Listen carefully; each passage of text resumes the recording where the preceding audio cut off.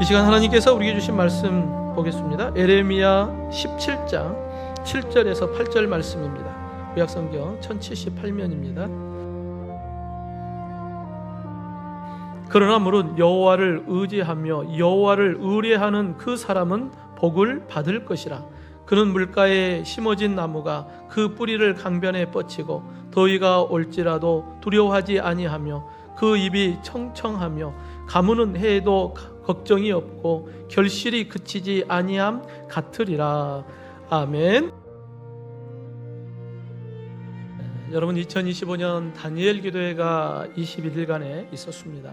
은혜 가운데 잘 끝났는데, 올해 다니엘 기도회를 이렇게 간증하는 분들의 이야기들을 들으면서 공통적인 부분들 가운데 하나가 입양이라고 하는 단어였어요. 부모님의 버림받고 입양을 가야 했던 어린아이, 또 입양 아이를 받아들였던 가정의 이야기들이 이번 다니엘 기도회에 자주 등장을 하더라고요. 주의 사랑으로 그 아픔의 과정들을 잘 극복했던 그분들의 간증의 이야기를 들으면서, 야, 주님의 사랑, 그 사랑 아니면 어떻게 견뎠을까 하는 생각도 하고, 그러면서 많은 도전도 받고 또 감동도 받았습니다. 그분들의 공통적인 이야기 가운데 하나가 우리 모두가 입양하다라고 하는 이야기입니다. 과거에 우리는 죄와 허물로 죽었고 사단의 자식이었던 우리가 예수 그리스도 안에서 하나님의 자녀로 입양되었다라는 것입니다.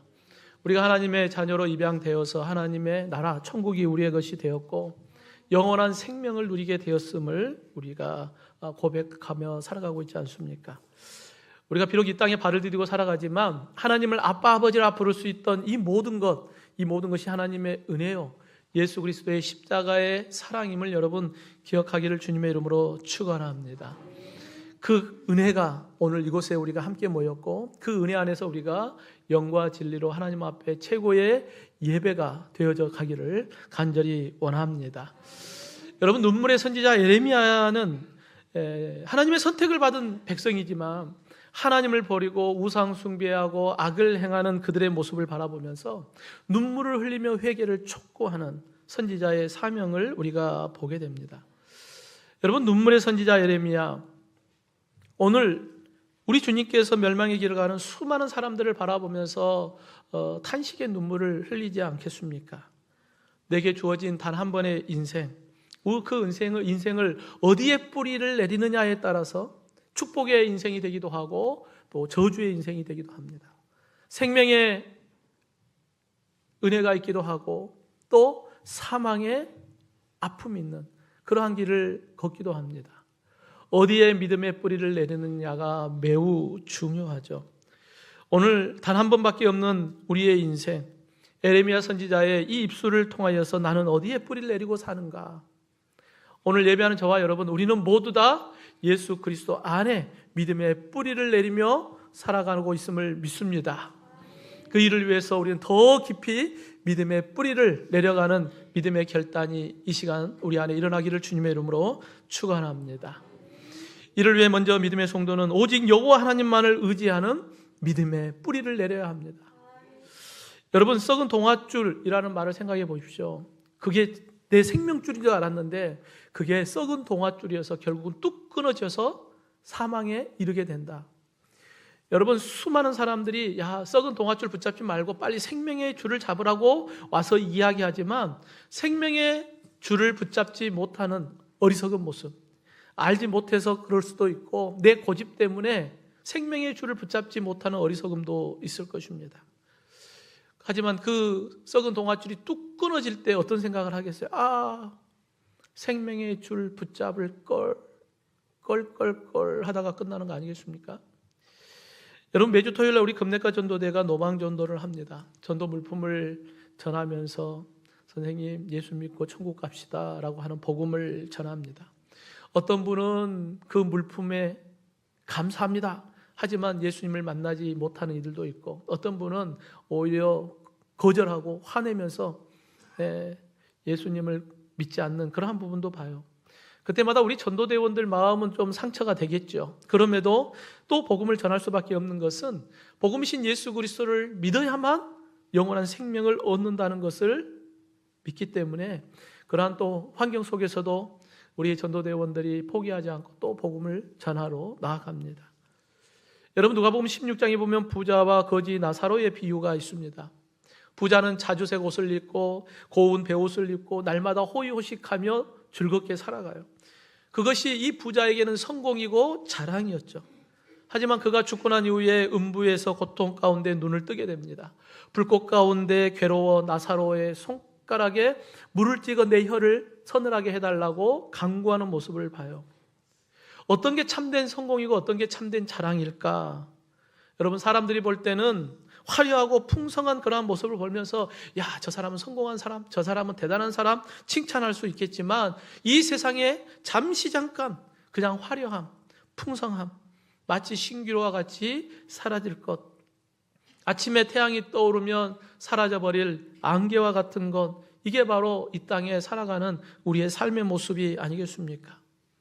여러분 세상 부귀 영화를 다 누렸던 사람, 세상의 최고의 지혜자였던 솔로몬, 그가 그의 인생의 마지막에 전도서 1장 2절에 이렇게 고백해요.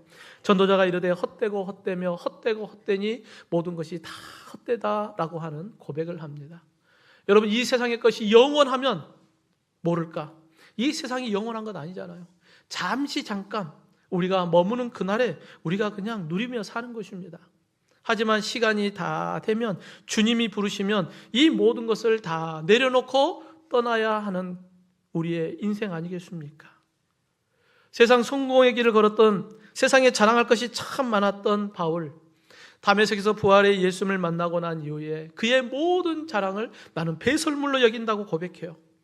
그러면서 갈라디아서 6장 14절에 내게는 우리 주 예수 그리스도의 십자가 외에 결코 자랑할 것이 없다. 나는 오직 예수 그리스도의 십자가만이 나의 자랑이라고 그런 고백해요. 왜요? 로마서 1장 16절에 내가 복음을 부끄러워하지 아니하노니 이 복음은 모든 믿는 자에게 구원을 주시는 하나님의 능력이 됨이라.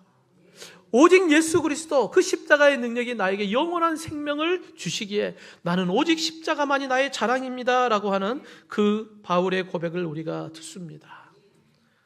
오늘 예배하는 저와 여러분, 우리의 삶의 최고의 자랑 예수 그리스도 십자가의 능력, 우리의 영원한 생명이 되신 예수 그리스도가 우리의 자랑되기를 주님의 이름으로 축원합니다. 여러분 이 예레미야 선지자가 활동했던 때는 이미 북이스라엘은 아수르에 멸망하고 난 이후예요. 그러면 북이스라엘이 왜 멸망했는가를 보았어야죠.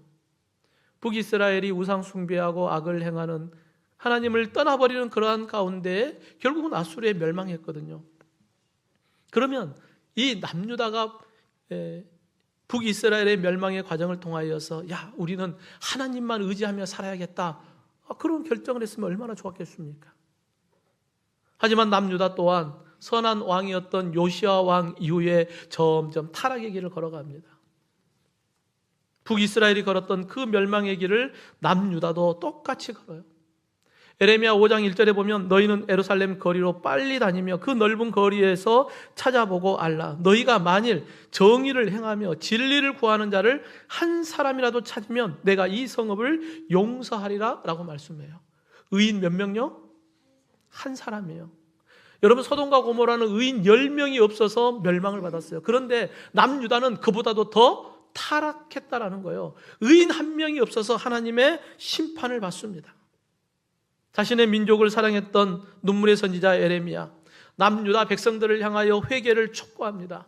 하지만 그때마다 그에게 찾아온 것은 치욕과 모욕이었어요. 고난과 아픔이었습니다.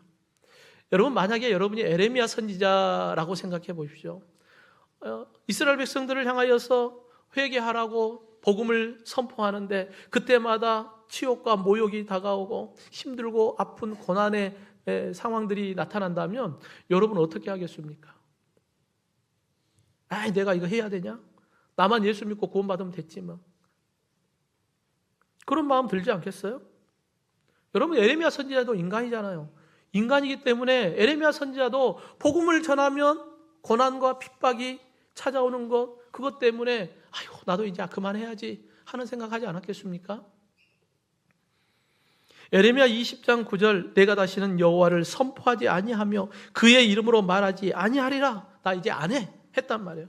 하지만 주님께서 주시는 마음이 어떤 마음이에요? 나의 마음이 불붙는 것 같아서 골수에 사무치니 답답하여 견딜 수 없다. 그래서 또 나가는 거예요. 또 복음을 전하는 것입니다. 그 복음 전하면 또 치욕과 모욕이 나에게 올 것을 뻔히 알면서도 이 눈물의 선지자 예레미야 선지자는 자신의 백성들을 위하여서 또 복음을 전하러 나아갑니다.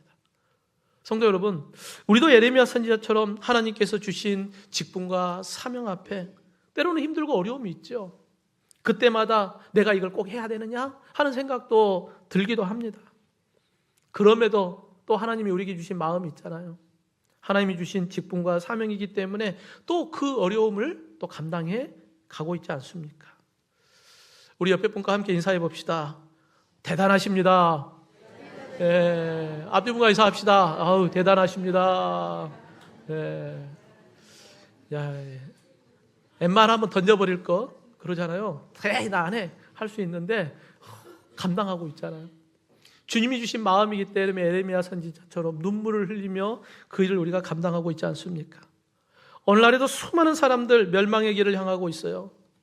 마치 남유다의 백성들처럼 어리석은 길을 걸어가는 수많은 사람들이 있습니다. 이에 예레미야 선지자가 선포합니다. 오늘 본문 7절에 그러나 물은 여호와를 의지하며 여호와를 의뢰하는 그 사람은 복을 받을 것이다. 여호와를 의지하라. 여호와를 의뢰하라. 그 길이 복이다. 그 길이 사는 길이다. 그 길이 생명의 길이다라고 선포하고 있습니다. 여러분, 어떤 사람이 삶을 하나님께 의지하지 않겠습니까? 그러기에 내 믿음을 먼저 점검해야 돼요. 내 믿음이 하나님 앞에 온전히 서 있는가? 그리고 이 믿음이 나로만 끝나는 게 아니라 우리의 자녀, 우리의 다음 세대들에게도 신앙의 유산을 물려주어야죠. 타락한 이 남유다, 하나님을 떠나 세상 헛된 것을 추구하며 살다가 그 죄악된 모습이 누구에게 흘러가요? 자녀들에게 흘러가고 후손들에게 흘러갑니다. 결국은 그 자녀, 그 후손들이 멸망의 길, 바벨론의 침략으로 인하여 멸망하여 포로로 끌려가는 고난과 수치를 당하지 않습니까? 여러분, 사무엘상 17장에 보면 다윗과 골리앗의 싸움이 기록되어 있습니다. 다윗이 어떻게 블레셋 장수, 그 골리앗을 어떻게 승리할 수 있었을까? 여러분, 그가 가진 물맷돌이 좋아서요? 아니에요. 오히려 골리앗이 갖고 있는 칼과 창과 단창이 훨씬 더 좋은 무기입니다. 어린 다윗이 승리할 수 있었던 비결은 너는 칼과 창과 단창으로 내게 나아오거니와 나는 만군의 여호와의 이름, 내가 모욕하는 이스라엘 군대의 하나님 이름으로 내게 나아간다. 다윗은 무기를 의지하는 게 아니라 하나님을 의지하며 나아가 싸울 때 그 물맷돌을 통하여 하나님께서 승리케 하심을 보게 됩니다. 여러분, 무기가 좋다고요? 아니에요. 하나님을 믿고 의지할 때에 하나님은 그 물맷돌 하나를 사용하시는 것입니다. 그래야 할 때 어린 다윗을 승리케 하셨고 그를 이스라엘의 최고의 왕으로 높여주셨습니다. 사랑하는 성도 여러분, 오늘도 나는 누구를 의지하며 살아가고 있습니까? 나는 오늘도 무엇을 붙잡고 살아가고 있습니까? 오직 여호와 하나님만을 믿고 의지함으로 하나님께서 주신 참된 복음, 영원한 생명을 누리며 살아가는 저와 여러분이 되기를 주님의 이름으로 축원합니다. 이와 같이 주님께 믿음의 뿌리를 내리면 고난을 극복하는 복을 우리에게 주시는 것입니다. 여러분, 예레미야 선지자가 유다 백성을 향하여 여호와를 의지하라, 여호와를 의지하라. 왜요? 지금 우상 숭배하며 악을 향하며 불순종해요. 이 길을 가면 결국은 멸망받을 것을 예레미야 선지자는 잘 알고 있었거든요. 그러기에 믿음의 성도들, 복의 근원이고 생명의 주관자이신 여호와 하나님을 의지하며 그 안에 믿음의 뿌리를 깊이 내리라는 거예요. 오늘 본문 8절에 그는 물가에 심어진 나무가 그 뿌리를 강변에 뻗치고 더위가 올지라도 두려워하지 아니하며 그 잎이 청청하며 가무는 해에도 걱정이 없고 결실이 그치지 아니함 같다라고 말씀하고 있습니다. 여러분, 예레미야 선지자는 유다 백성이 죄악된 길로 돌이켜서 하나님을 의지할 때 물가에 심어진 나무처럼 뿌리를 강변에 뻗치기를 원하고 있어요. 여러분, 물가에 심어진 나무가 뿌리를 강변에 뻗친다라고 하는 것은 하나님의 은혜가 있어야 돼요. 여러분, 나무가 스스로 가서 물가에 내가 여기 자리 잡아야지 그러겠어요? 아니란 말이에요. 그 나무가 그 물가에 심기워지는 것은 누군가가 그곳에 심었기 때문입니다. 그래서 문법으로 보면 수동이로 되어 있어요.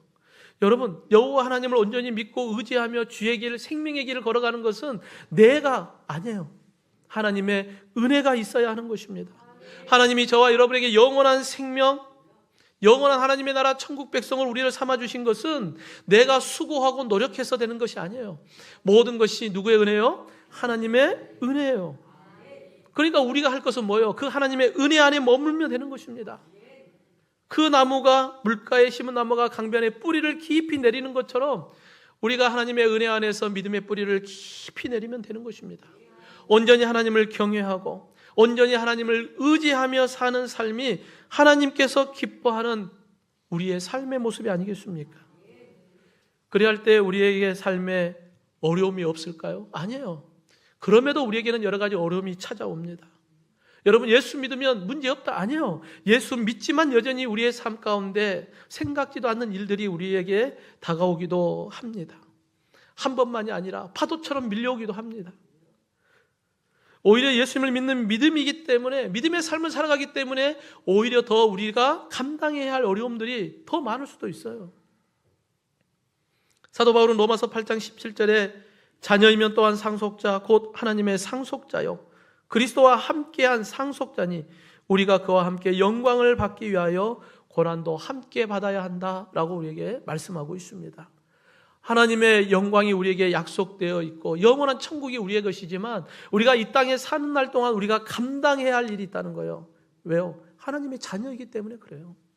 그 하나님의 영광을 우리가 받았기 때문에 이 땅에 사는 날 동안 주님과 함께 감당해야 할 십자가가 있는 것입니다. 이에 에레미야 선지자는 더위가 오고 가무는 해가 올 것이라는 이야기를 합니다. 여러분, 더위가 오고 가무는 해가 온다라는 것, 이것은 나무에게 큰 위기입니다. 내가 예수 믿고 잘 믿음의 길을 살아가지만 내 삶에 정말 견디기 힘든 더위가 오기도 하고 감당할 수 없는 가뭄과 같은 그러한 고통이 우리에게 찾아올 수도 있습니다. 그 위기 속에서 하나님은 하나님의 자녀를 모른다 하지 않고 내가 너와 함께 하겠다라고 우리에게 약속해 주고 있는 것이죠. 여러분, 믿음의 뿌리를 강변에 뻗친 나무처럼 깊이 뿌리를 내리고 우리에게 뭐라 말씀해요? 두려워하지 마라, 걱정하지 말라라고 우리에게 말씀해요. 왜요? 모든 전쟁은 누구에게 속한 거예요? 하나님께 속한 거거든요. 우리가 믿는 하나님은 어떤 하나님이에요? 전능하신 하나님이심을 여러분 믿으실 주님의 이름으로 축원합니다. 그분이 우리 아버지잖아요. 그러니까 우리에게 두려워 마라, 걱정하지 마라, 믿음의 뿌리를 주님께 깊이 내려라. 여러분, 어떤 환경과 상황 가운데서도 주님 바라보고 주님을 향한 믿음의 뿌리를 깊이 내릴 수 있기를 주님의 이름으로 축원합니다. 여러분, 다윗의 고백인 시편 23편에 선한 목자 되신 주님과 양의 이야기가 기록되어 있어요. 선한 목자는 이 양을 푸른 풀밭 쉴 만한 물가로 인도해 갑니다. 하지만 그 과정 속에 보면 결코 쉽지 않았어요. 시편 23편 4절에 보면 내가 사망의 음침한 골짜기로 다닐지라도 해를 두려워하지 않을 것은 주께서 나와 함께 하심이라. 주의 지팡이와 막대기가 나를 안위하시나이다. 여러분, 선한 목자가 왜 양을 사망을 음침한 골짜기로 데리고 갈까요? 선한 목자라면 그러면 안 되잖아요. 그러지 않습니까? 선한 목자라면 양을 사망의 음침한 골짜기로 데려가면 안 되잖아요. 근데 여러분, 이 광야는 너무나도 뜨겁기 때문에 골짜기로 가야 그늘이 있어요. 근데 그곳에는 무엇이 있겠습니까? 맹수도 바로 그 골짜기에 숨어 있는 거예요. 그러니까 양이 그 골짜기를 간다는 것은 곧 맹수로부터 목숨이 위태로운 상황이 주어진다는 거예요. 그런데도 양은 그 골짜기의 길을 걸어갈 때 두려워하지 않아요. 왜요? 선한 목자가 나와 함께하고 있다. 지팡이와 막대기로 나를 안위하여 줄 것이다 라고 하는 믿음의 확신이 있기 때문에 그 길을 걷는 거예요. 그리고 이 길을 지나면 푸른 풀밭 쉴 만한 물가가 반드시 내게 있을 것이라는 믿음의 확신이 있으니까 그 길을 걸어가는 것입니다. 오늘도 우리의 삶에 선한 목자 되신 주님께서 함께 하시고 주의 지팡이와 막대기로 우리를 안위하여 주심을 여러분 믿으시기를 주님의 이름으로 축원합니다. 사랑하는 성도 여러분, 지금 사망의 음침한 골짜기를 지나고 있습니까? 더위와 가무는 해와 같이 내 삶에 정말 견디기 어려운 그러한 상황 가운데 있습니까? 결코 혼자가 아닙니다. 임마누엘 되신 주님이 오늘도 나와 함께하고 있습니다. 그러기에 우리는 그 주님 안에 믿음의 뿌리를 깊이 내리고 그 모든 고난과 환난 속에서도 반드시 승리할 수 있기를 원합니다. 예배의 뿌리를 깊이 내리고 말씀과 기도의 뿌리를 내리고 순종과 헌신의 뿌리를 내리고 감사와 찬송의 뿌리를 내리고 주님 안에서 믿음의 뿌리를 깊이 내려서 어떠한 시험이 온다 할지라도 흔들리지 않는 믿음, 승리자의 삶을 살아가는 저와 여러분이 되기를 주님의 이름으로 축원합니다. 마지막으로 주님께 이 믿음의 뿌림을 내릴 때에 때를 따라 풍성한 하나님의 열매를 맺는 복을 받게 됩니다. 여러분, 물가에 심어진 나무, 더위가 오고 가뭄이 오면 나무가 이것은 아닌가 봐, 그리고 이동할 수 있나요? 아니란 말이에요. 나무는 피할 수 없어요. 그냥 그 자리에 서 있는 것입니다. 하지만 뿌리가 물가로 깊이 내려가 있으면 그 모든 것들을 이겨낼 수가 있어요. 여러분, 때를 따라 풍성한 열매를 맺게 하는 것처럼 우리 믿음의 성도들도 그러한 고난과 환난 속에서도 하나님께 뿌리를 깊이 내리고 그곳에 머물러 있으면 하나님께서 그 뿌리를 통하여 영양분을 공급해요. 그리고 때를 따라서 열매를 맺는 복된 삶을 우리에게 허락해 주시죠. 그래서 예레미야 선지자는 오늘 본문 8절 하반절에 그 잎이 청청하며 가무는 해도 걱정이 없고 결실이 그치지 아니함 같다라고 말씀해요. 때가 되면 결실을 맺어야죠. 그런데 그것이 나무의 능력으로 되는 게 아니라 그 나무의 뿌리가 물가로 깊이 뿌리를 내렸을 때 그때 그 영양분을 통하여서 열매를 맺어갑니다. 여러분, 잎이 청청하다는 것은 뿌리로부터 계속해서 영양분을 공급받는다는 거예요. 하나님께로부터 계속 은혜를 받는다는 거예요. 물가에 깊이 뿌리를 내리면 어떠한 가뭄이 와도 넉넉히 견딜 수 있는 하나님의 은혜가 있고 그 은혜 안에서 아름다운 열매를 맺을 수 있는 생명력을 우리가 갖게 된다는 것입니다. 이것은 나의 능력이 아니라 오직 여호와 하나님의 은혜임을 여러분 기억하기를 주님의 이름으로 축원합니다. 겉으로 보기에는 살아있는 것 같지만 말라 죽은 것도 있고 죽은 것 같지만 살아있어서 꽃을 피고 열매를 맺는 나무도 있습니다. 우리가 믿음의 뿌리를 깊이 주님께 내리면 때가 되면 하나님께서 주시는 그 은혜 안에서 아름다운 결실을 풍성하게 맺어갑니다. 여러분, 요한복음 15장에 예수님께서 포도나무의 비유를 했어요. 가지에 풍성한 열매를 맺는 방법이 뭐냐? 원 줄기에 가지가 붙어만 있으면 때가 되면 열매를 맺는다는 거예요. 여러분, 이 붙어 있다라고 하는 것, 요한복음 15장 5절에 보면 나는 포도나무요 너희는 가지라. 그가 내 안에 내가 그 안에 거하면 사람이 열매를 많이 맺나니 나를 떠나서는 너희가 아무것도 할 수 없습니다. 여러분, 붙어 있다는 게 뭐예요? 내가 주님 안에, 주님은 내 안에. 이게 붙어 있는 거예요. 날마다 주님 안에 머물러 있으면 하나님의 은혜를 공급받아서 날마다 아름다운 열매를 맺게 된다는 거예요. 하지만 주님을 떠나면 아무것도 할 수 없느니라. 주님 떠나면 아무것도 할 수 없다는 거예요. 내 능력으로 할 수 있겠지? 아니요. 주님 떠나면 아무것도 할 수 없다는 거예요. 여러분, 시편 1편에 복 있는 사람은 어떤 사람이 복 있는 사람이냐? 3절에 보면 그는 시냇가에 심은 나무가 철을 따라 열매를 맺으며 그 잎사귀가 마르지 아니함과 같으니 그가 하는 모든 일이 다 형통하리로다. 여러분, 주님께 뿌리를 깊이 내리면 우리가 하는 모든 일이 다 형통하리라 라고 말씀하고 있습니다. 여러분, 형통하다라고 하는 원어 의미를 보면은 앞으로 나아가다요, 전진하다요, 번성하다는 거예요. 고난을 만나지만 그 고난을 뛰어넘는 거예요. 계속해서 앞으로 전진해 가는 거예요. 그래서 문법으로 보면 미완료예요. 일회성이 아니라 하나님이 주신 그 은혜 안에서 어떠한 고난이 와도 형통의 복을 누리는 거예요. 그 고난을 뛰어넘어서 우리는 전진하여 나아간다는 것입니다. 여러분, 형들의 미움을 받아 은 20에 애굽의 종에 팔렸던 요셉을 한번 생각해 보십시오. 여러분, 형들에게 미움받아서 팔렸던 것, 요셉에게는 그게 고난의 시작입니다. 애굽의 종으로 팔렸어요. 그의 삶의 환경은 절망입니다. 모함을 받아서 감옥에 들어가요. 이건 너무나도 억울하잖아요. 그런데 성경에 보면 하나님께서 요셉을 형통케 하셨다라고 기록하고 있습니다. 환경과 상황은 힘들고 어렵지만 그것을 뛰어넘을 수 있도록 하나님께서 그를 이끌고 계심을 우리가 보게 됩니다.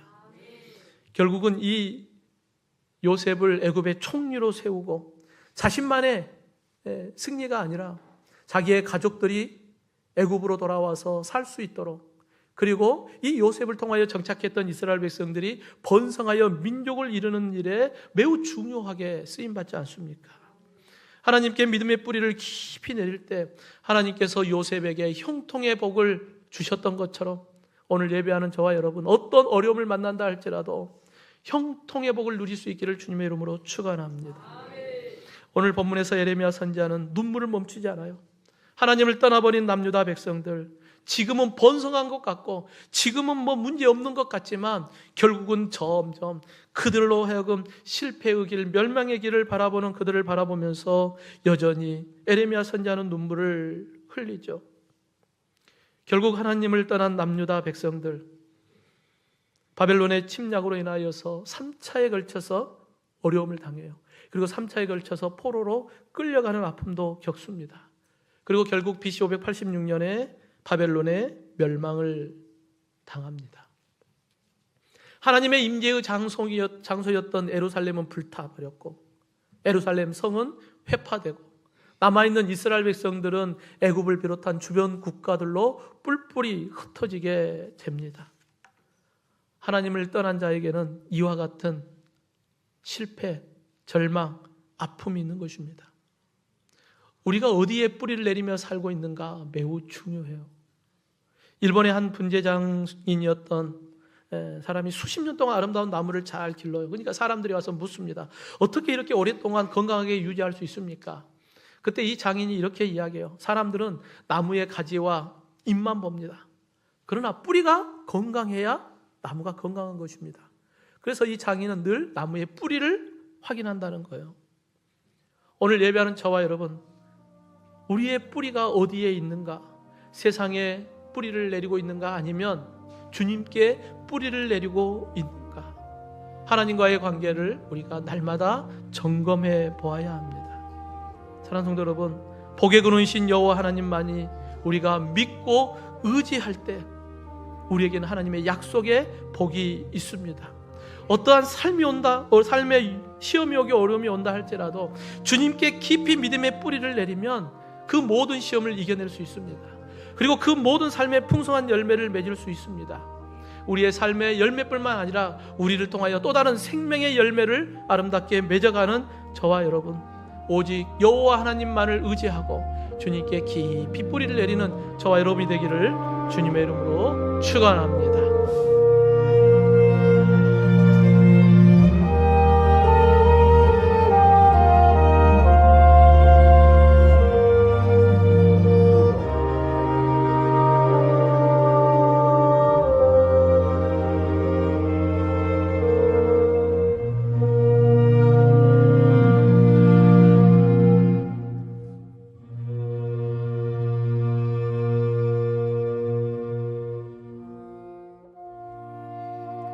그러나 무릇 여호와를 의지하며 여호와를 의뢰하는 그 사람은 복을 받을 것이라. 그는 물가에 심어진 나무가 그 뿌리를 강변에 뻗치고 더위가 올지라도 두려워하지 아니하며 그 잎이 청청하며 가무는 해에도 걱정이 없고 결실이 그치지 아니함 같으리라.